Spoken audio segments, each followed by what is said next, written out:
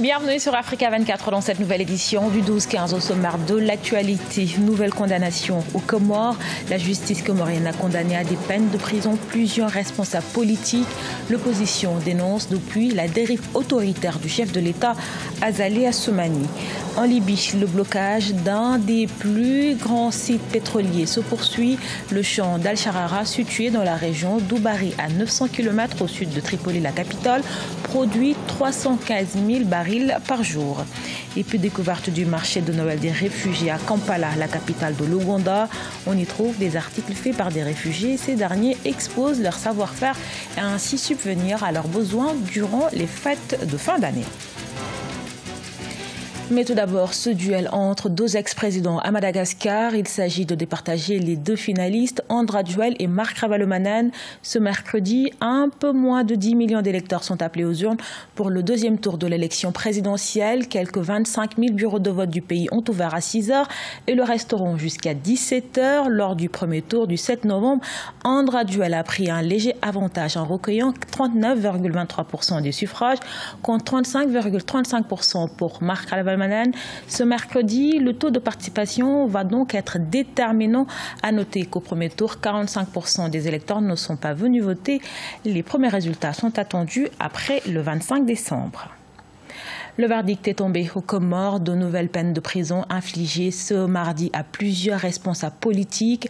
Dans un jugement rendu lundi, des opposants ont également été condamnés à de très lourdes peines, des peines de 20 ans ou perpétuité. Sharon Camara. Aux Comores, l'opposition dénonce ce qu'elle qualifie de dérive autoritaire du chef de l'État. Plusieurs de ses responsables, dont le chef du parti Joua et ancien président Ahmed Abdallah Sambi, ont été arrêtés et placés en détention provisoire. La justice comorienne a également condamné à 7 ans de prison le secrétaire général du parti Joua, Hassan Ahmed El Barouane.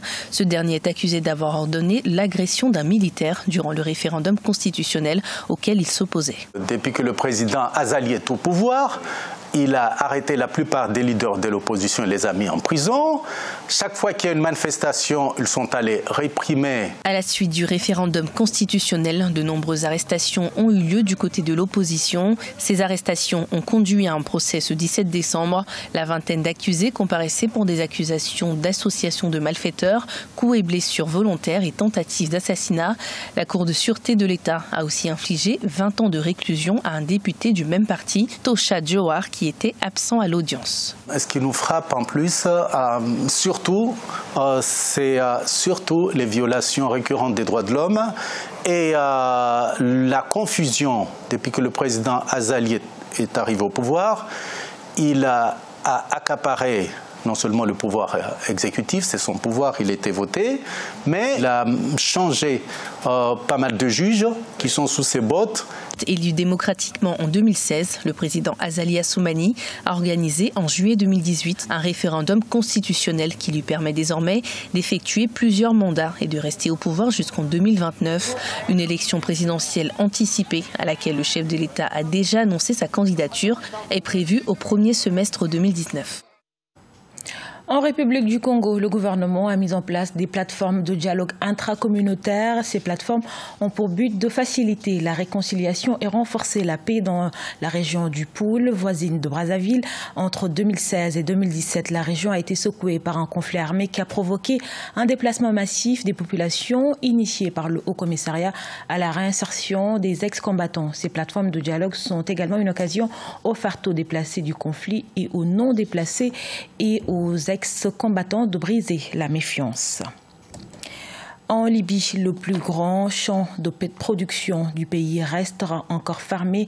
En effet, la société publique du pétrole en Libye refuse de verser la rançon demandée par une milice située à 900 km au sud de Tripoli, la capitale.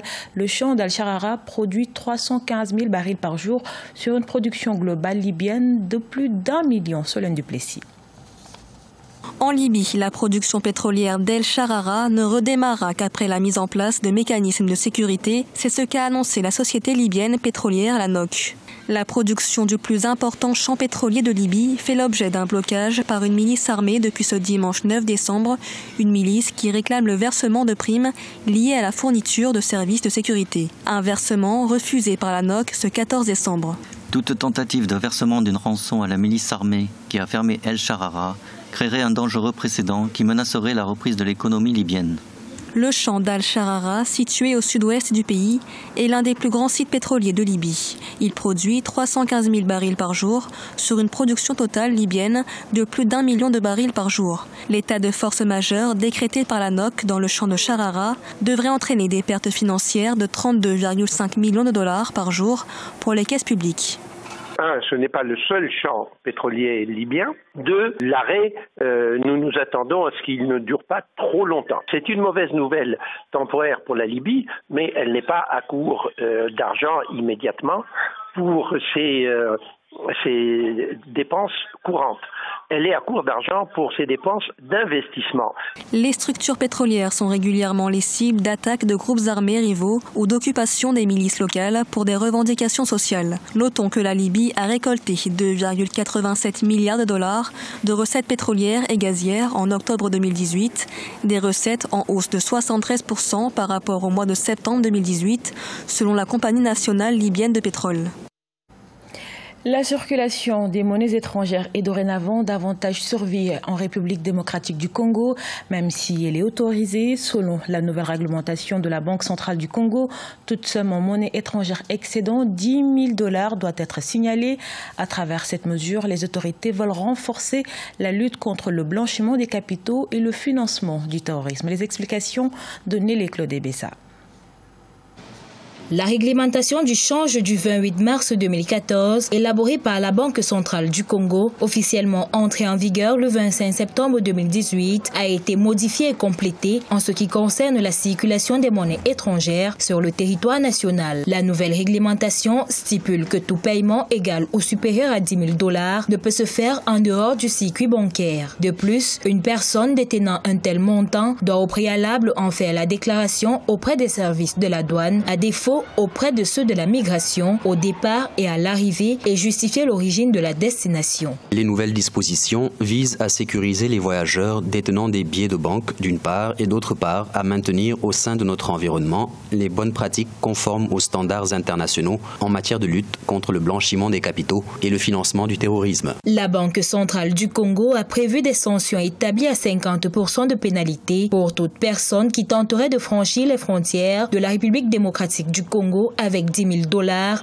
ou son équivalent en monnaie nationale. Beaucoup de trafiquants illicites ne veulent pas passer leur transfert via le secteur bancaire parce que ça laisse des traces.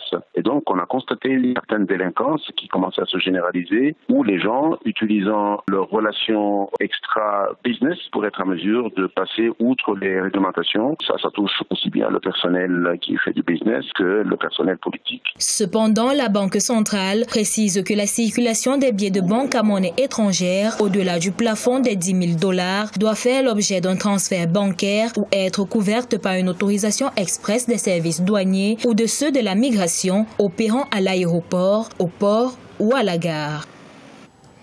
C'est un marché de Noël, pas comme les autres, le marché de Noël de Kampala, la capitale ougandaise. On y trouve exclusivement des articles faits par des réfugiés. Ces personnes qui ont fui la guerre à la recherche d'un havre de paix ont été formées à divers métiers.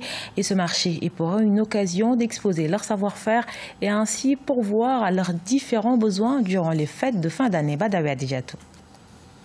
Une variété d'objets d'art, des bijoux et des denrées alimentaires, voici ce qu'on retrouve sur le marché de Noël à Kampala en Ouganda. Tout ce qui est exposé ici est une production des réfugiés venus de divers camps à travers le pays. Grâce au Haut Commissariat pour les réfugiés HCR et aux partenaires locaux, ces réfugiés ont bénéficié des compétences telles que la vannerie, la fabrication de bijoux et la conception de meubles. Ainsi, vendre des articles permet à certains réfugiés de se prendre en charge.